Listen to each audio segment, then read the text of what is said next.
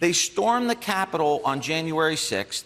They beat up 140 police officers, killed one. Okay, they killed one. I gotta say, it's one thing to walk into the lion's den and come out unscathed. JD Vance raised money for the insurrectionists. He made several social media posts to raise money for them. Now, again, I don't care what your politics are, but Americans should say no. We have to say no to that. We're going to try to get as many questions as... But it's another to come out having tamed them. I think we need to legalize marijuana. I think... Well, you said all non-violent criminals out. Tim Ryan was part of an Ohio town hall hosted by Fox News, and while there are times in which people rightfully push back on lending time and energy to a network that spews vitriol daily, to keep in mind they're also one of the biggest cable news networks in the world, and if you want to compete in red states, plunging your hands into the filth in order to reach voters is necessary. Now, Ryan wasn't exactly welcomed with open arms to begin with, in which a hostile audience clearly found themselves more in line with his opponent. We all watched the video. We all watched the video. And Let him finish, please. And I'm happy to have this conversation. I'm not afraid to have this conversation. These are the conversations we need to have in this country. I welcome you guys. Let's just be respectful, but I'm not afraid to stand here and defend my position.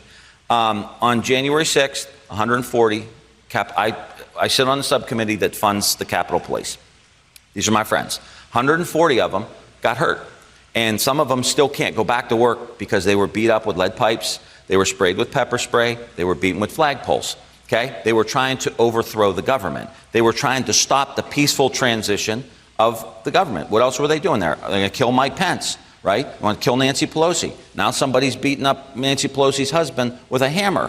But listen to how they respond to his answer on oil companies price gouging at the expense of the everyday consumer. Tax that President Biden mentioned, a tax on oil companies' profits. Are you for that? I haven't looked at exactly what he wants to do. I think the fact that oil companies are making huge profits and having stock buybacks right now, while average person here is paying nearly $4 a gallon, I think that's wrong. And I think we need to crack down. We need to crack down on that. We're going to move on.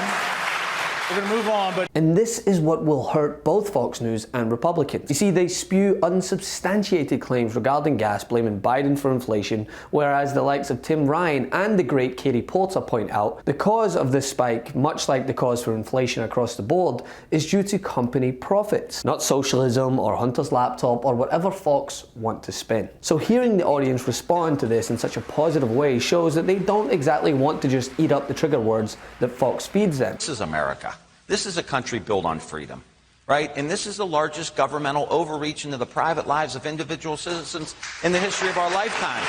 And look, you have,